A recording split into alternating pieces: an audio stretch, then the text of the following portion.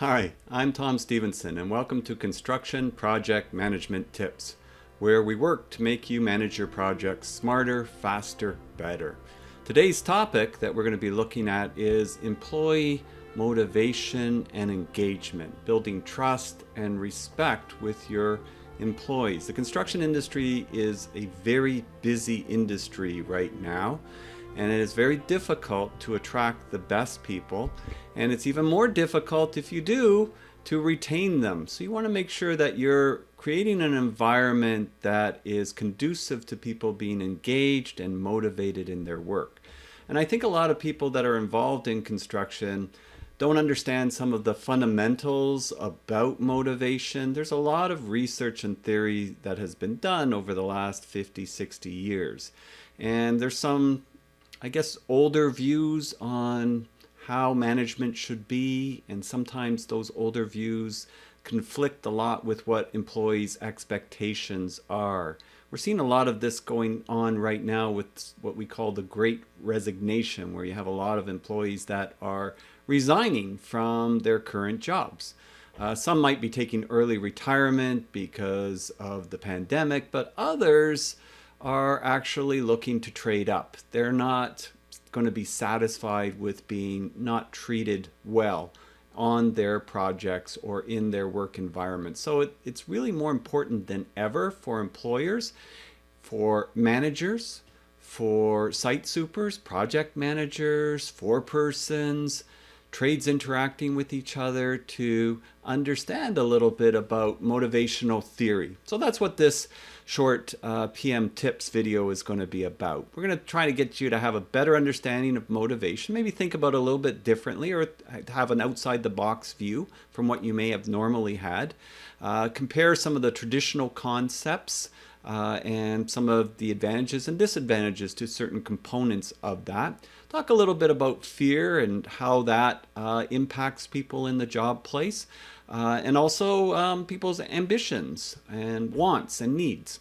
Explore ways to create a positive motivational climate and design a motivating job site. So one that will help you work together collaboratively as a team, which is what we want to have going on, and it makes work a lot more joyful if we want to think about it in those terms. So motivation is a force that leads people to attempt to satisfy their important needs. And people are people, everybody has different needs, and we'll talk a little bit about some of the other motivational theories that are out there, like Maslow's hierarchy of needs as an example.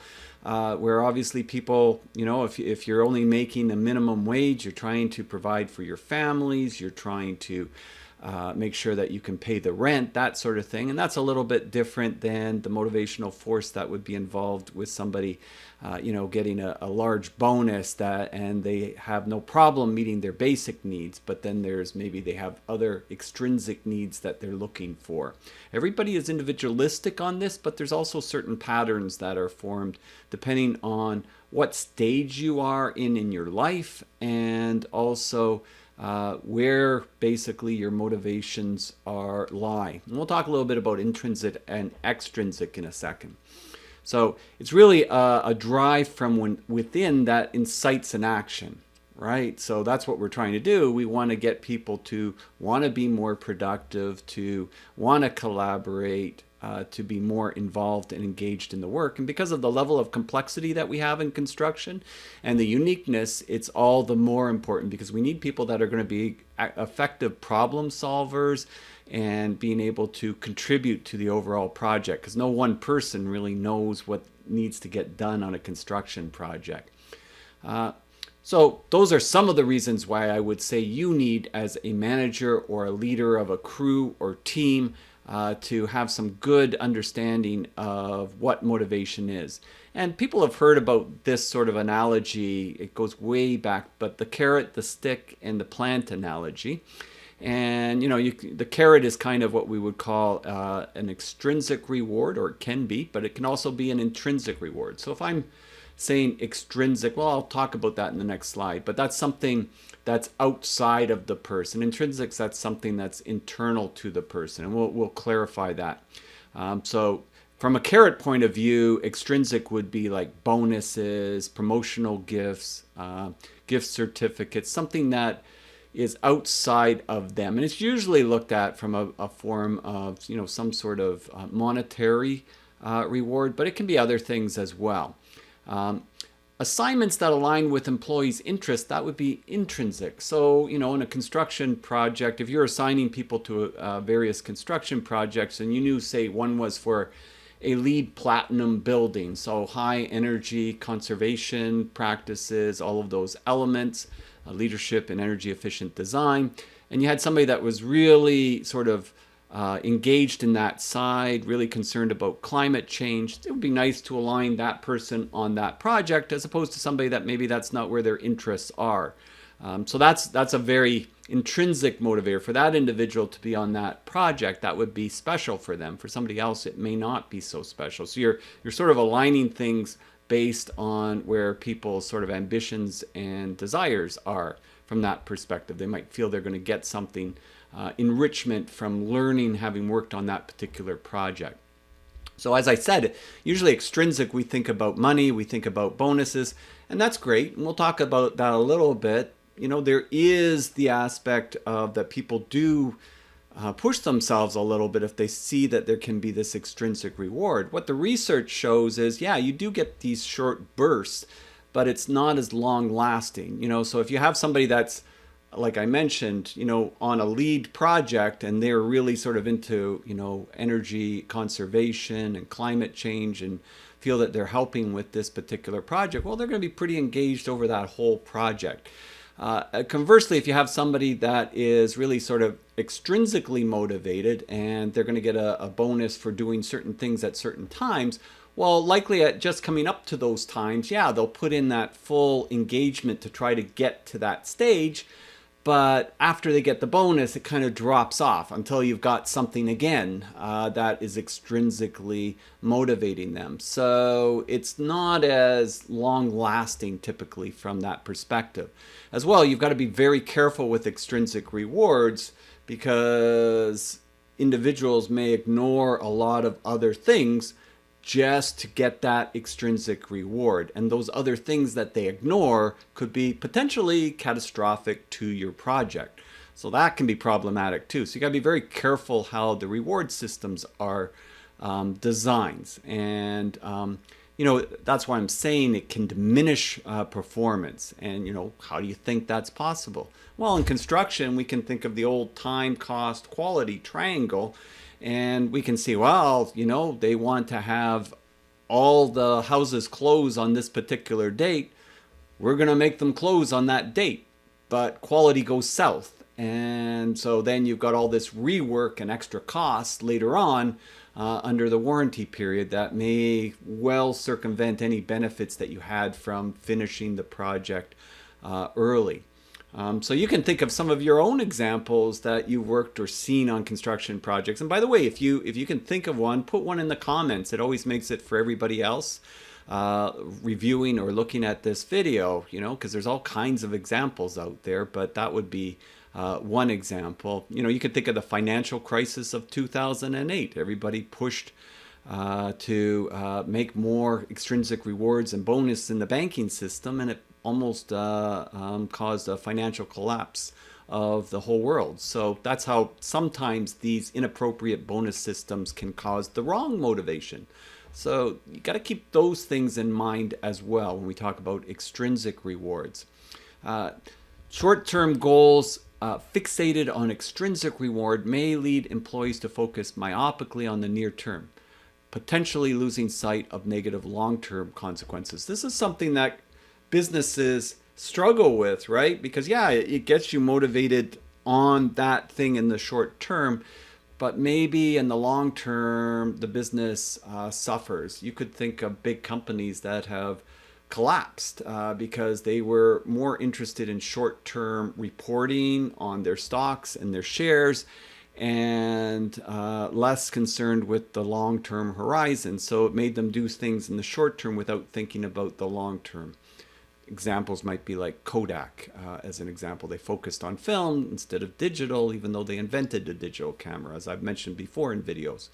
So what seems to be a rational exuberance is ultimately a bad case of extrinsically motivated myopia. Like you're just focused on that one thing. You're not seeing the forest for the trees, so to speak. And that's where that saying comes from. Goals that people set for themselves that are devoted to attaining mastery are usually healthy. Well, that's intrinsic. So you want to take this project because you feel it's going to scratch your own itch, meaning you really wanted to learn X, Y, Z, and this project provides you the opportunity to learn that. If you're a tradesperson, maybe it's working with certain materials, a certain level of complexity, and you wanted to learn that new materials. You could even think, a tradesperson, maybe it's a carpenter, and if they're working on a very, very sort of high-end custom home with very high-end materials, they might see this as a learning opportunity to up their game to another level of mastery in finishes, and that would be intrinsically motivating for that particular individual. So those would be ones that are usually healthy. Goals imposed by others, sales targets, quarterly returns, standardized test scores, and so on sometimes have dangerous side effects. I think the thing there you have to remember is sometimes, right? Extrinsic rewards can be fundamentally okay or good in certain cases, as long as they've been well thought through and well vetted. When they're not, that's when they become problematic. Or you create a culture that the individuals are out for it for themselves to get a reward at the expense of others, meaning you got a fixed pool and everybody wants the biggest share of that pool or that pie, if you want to think of it that way. And in construction, that's not a good thing, because construction projects are not individualistic, they're team-based. You need to have good collaboration and teams working collaboratively well for that to succeed. So that's why in our types of projects, it's very important to think that through. Some of that can be avoided with extrinsic rewards to teams instead of individuals, and how that's laid out can make a difference. But you have to be very, very careful when you're working in a team environment, but you're giving rewards based on extrinsic elements of the individual instead of the team. It's important for those reasons. Now, intrinsic motivation, the other thing is, if we're seeing it from a mastery point of view or a learning and improvement point of view, then it's very important, if you want to really motivate people, is to give them feedback. Don't wait long periods of time before you give people feedback. If you're a master journey person and you have an apprentice, giving frequent feedback that is going to help to make them better, they will appreciate that, and that will be more engaging. And how you deliver the feedback is very important as well. If you give it in a condescending kind of way, then they're gonna take it personally, and then they're not going to learn from it. But if they feel that you are honestly trying to do what's best for them to help them improve, and that sometimes means being very honest and straight up front with them, then over time they start to believe that you have their back, and you get a much more engaged individual that you can work up the ladder, right? So if you're a journey person helping an apprentice, if you're a 4-person helping a journey person, if you're a site super helping a 4-person, and so on, you can really sort of see how that will help. And giving feedback very quickly is important as well. So feedback takes place. It's why some of the things that I've been trying to learn myself over the last 10 years and really up my game on things like lean construction methodology. It's very important from lean perspective that we have respect for people and we create a learning environment. It's why part of the last planner system has daily huddles. It's why Agile has Scrum and you have daily stand-ups. This is all of these newer systems, and they're not really new. It's just that they're really taking off. Really work to provide feedback, and that if you have feedback on a daily basis, on a weekly basis, you really embrace continuous improvement. And if you have that kind of culture and environment, then what happens is it really sort of ignites engagement and motivation when you have opportunities for feedback. So yes, we can learn a lot from sports teams. You get feedback very quickly. You missed the shot. You blew the play. You lost the game. What can we do differently? What can we do better? Sometimes in jobs, though, we don't get feedback that often. We don't get it for a long period of time. And then we get disengaged. We think nobody cares. Why should we care? And that kind of carries on that way. So intrinsic motivation, that's where it's got its strength. So if you design systems of how you run meetings and how you engage with trade partners, with trades, etc., in a way that provides feedback and encourages input on an ongoing basis, you're going to be very successful as a company or enterprise from that perspective. So intrinsic motivation does those things. You know, there's been research that sort of says, because some people question intrinsic motivation, but then you got to ask yourself, well, why do some people, keep working if they win the lottery, if they do really well? You've seen entrepreneurs and they do really well, and they got enough more money than they could ever spend. Why do they keep working? Well, they enjoy what they're doing. They're intrinsically motivated about it. Some people, they find maybe that it doesn't intrinsically motivate them anymore, and when they get so much money, they don't know what to do with it. Maybe they start out a charitable foundation because then they feel that it can have a more altruistic purpose. But that is leading to intrinsic motivation, and people change, right? So maybe in the beginning, that entrepreneur was kind of cutthroat and brutal in a lot of ways to get ahead in the business world. And then when they kind of reached midlife, they started thinking about things differently and they started wanting to give back. That's kind of, you can go through history and look at examples from Rockefeller to Carnegie to Gates to Buffett more currently, right? So you can sort of see how some of those things play out in the real world and get some ideas how they kind of can play out from that perspective. Now, everybody's not the same, but you do have, it's good to have this understanding of motivation so you can kind of have a little bit different perspective than maybe what you normally have on these topics. So that's something that I want you to think about from that perspective. Where do I think about these things? And the other thing is, where did you think about them 5 years ago? Depends on your age. If you're 25, when you're 20, you're probably thinking a little bit differently too. And probably if you're younger, you are going to have a strong extrinsic motivation because you want to make sure you're secure in your work, you can pay the bills, you feel that you can pay the rent and that sort of thing. So you do have a little bit more slant that way than, say, if you're 55 or 60 and you've done well. You may feel differently if you haven't put enough away, for retirement, etc. But if you've done well for yourself, your views will have shifted, to be sure.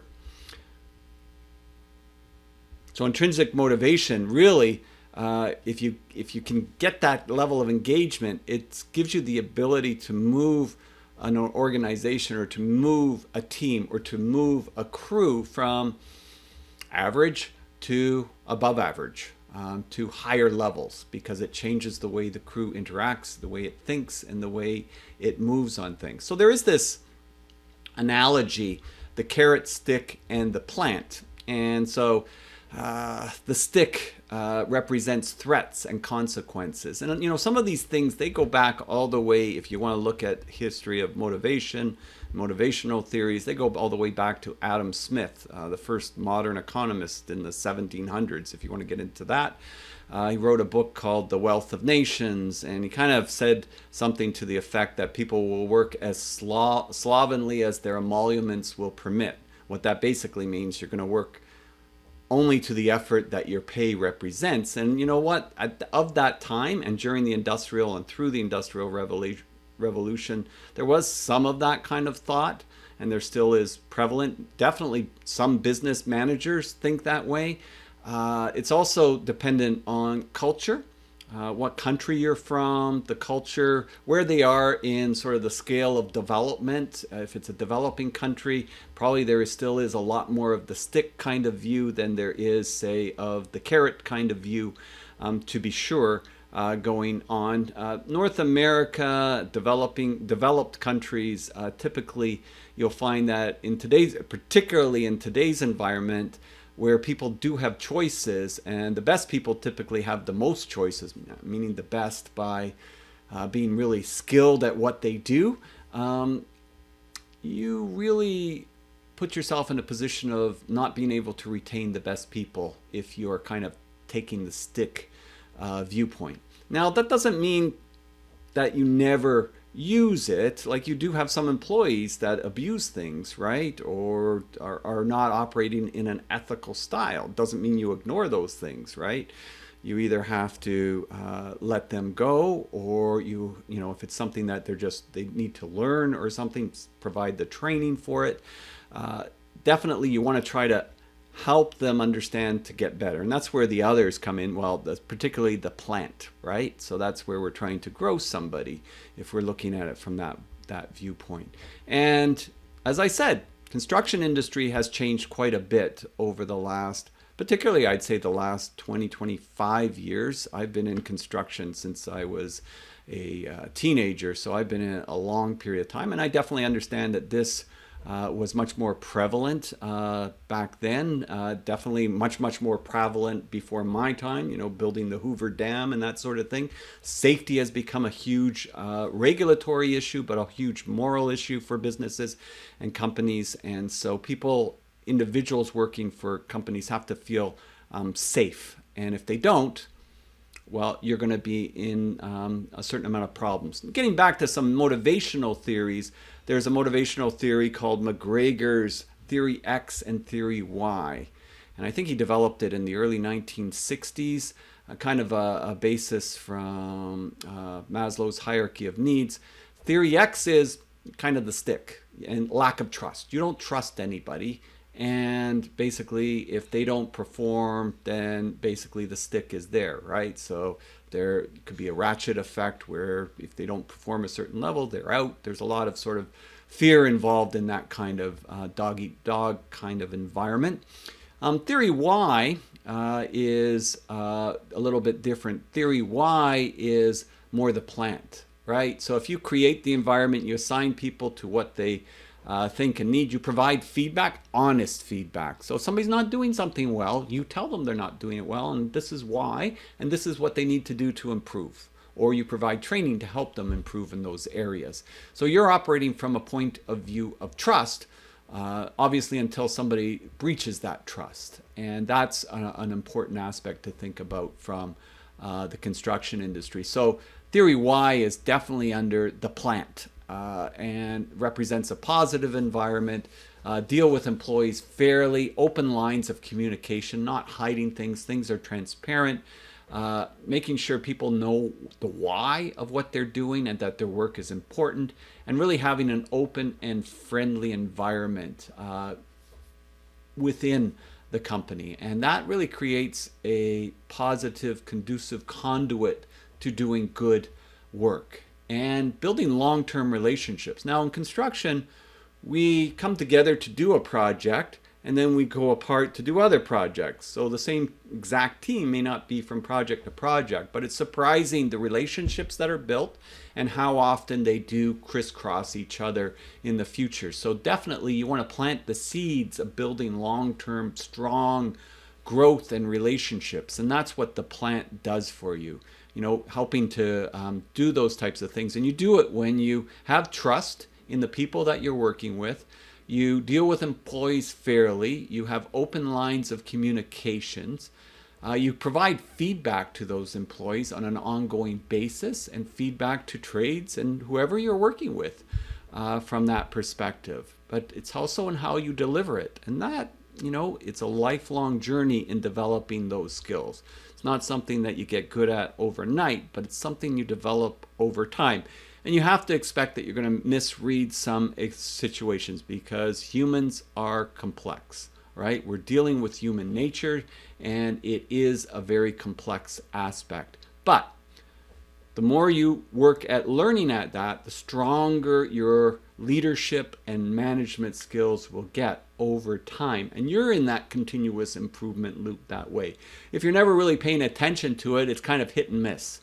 And some people hit it, and some people miss it, and some people are a little bit of both. But if you want to hit it more often than you miss, you take a focus towards that improvement. There are all kinds of motivational theories out there. This is just a short list.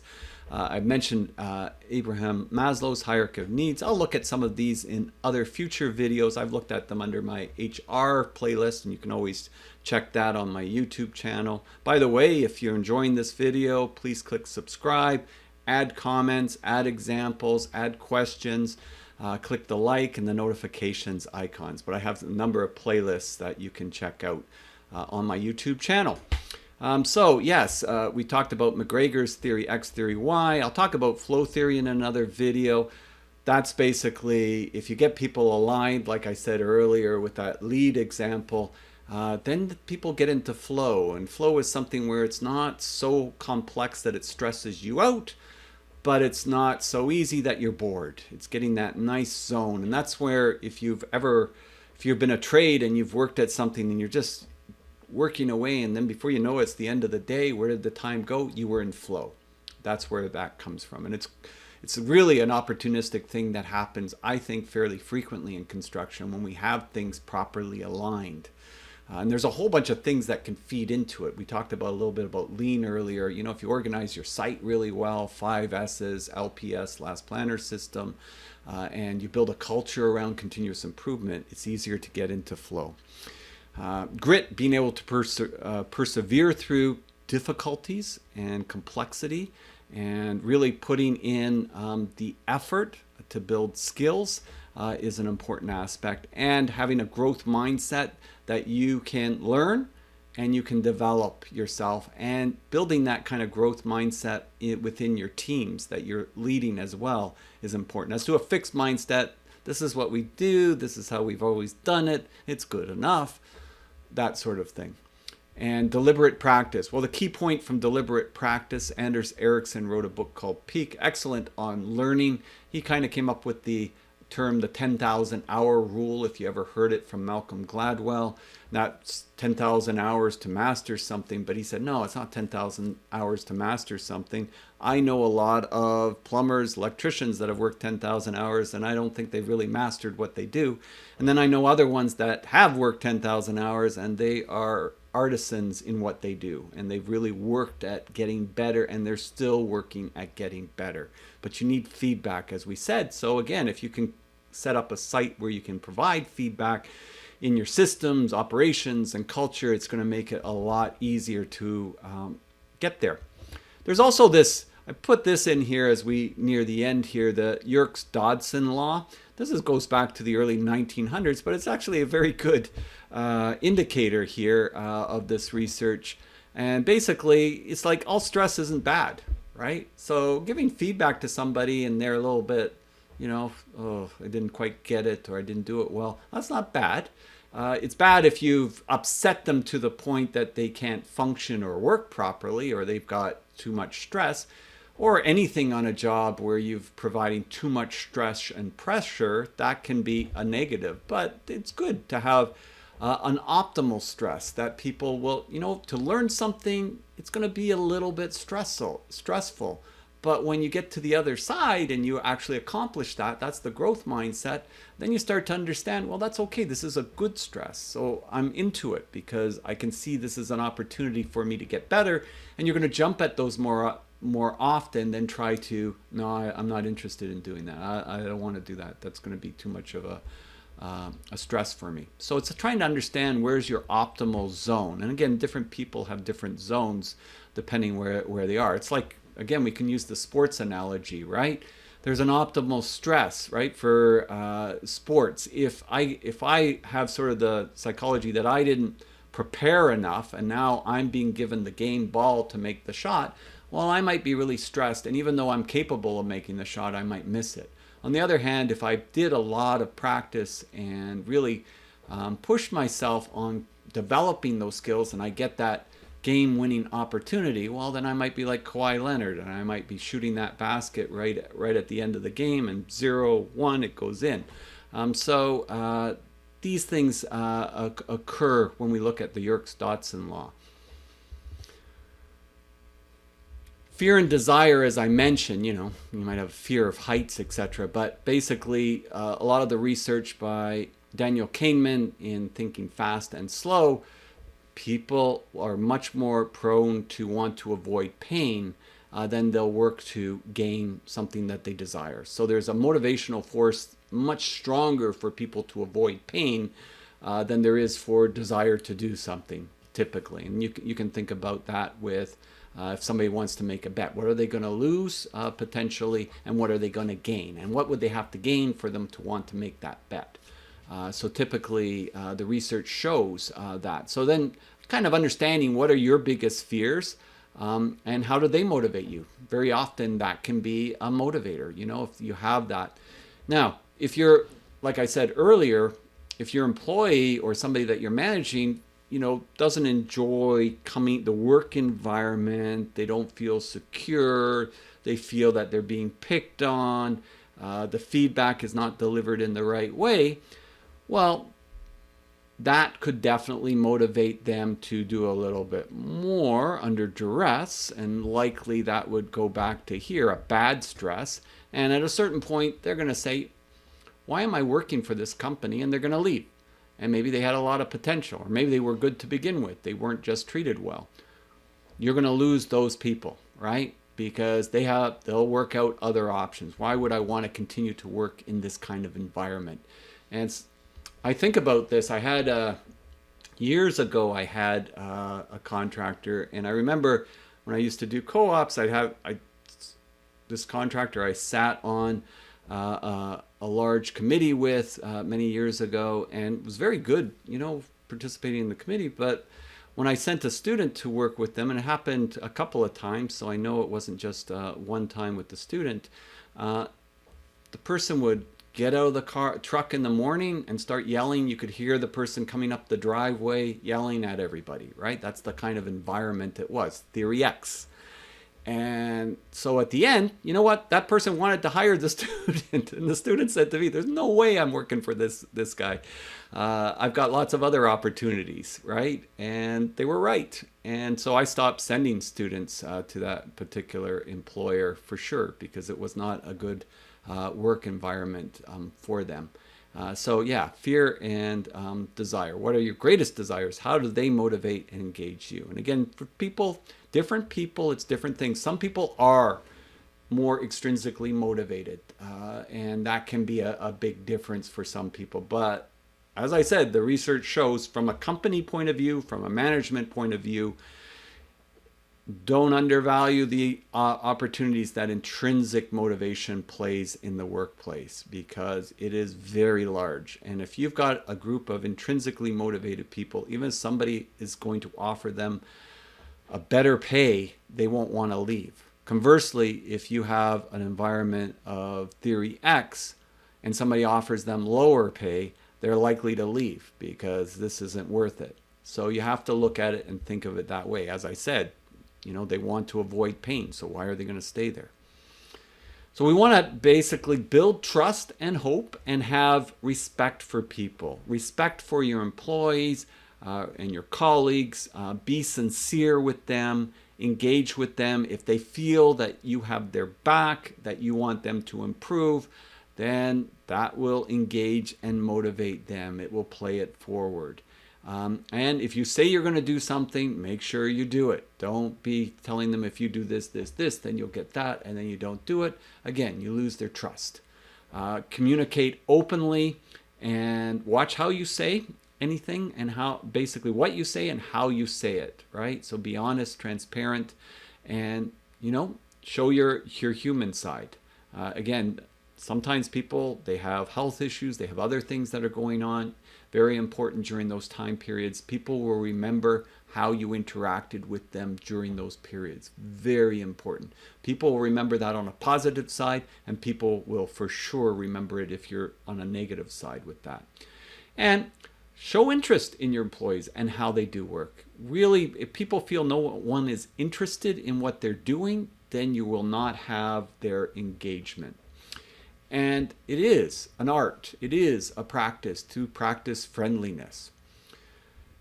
When we talk about sustaining it, create and share a vision of the way everyone should be treated, right? So you want to have a vision for how this is to play out. Recognize excellent performance. Be accessible. Keep everyone informed and up to date. And if you're in construction, if you see something that is not right, safety-wise, quality-wise, act on it right away. And spend some time coaching if you're in that position, to coach and teach and mentor. And if you're not in that position yet, when you get into that position, remember this, because that will definitely help you to enjoy your work. You'll be doing it for more altruistic reasons, and it will definitely help others as they move upwards in their careers. So I'm Tom Stevenson. Hopefully you got a good sense of motivation today, and we'll be looking at this and other topics in the weeks and days to come. And I wish you a wonderful day, and don't forget to click the subscribe icon, the likes and notifications, and leave a comment. Bye for now.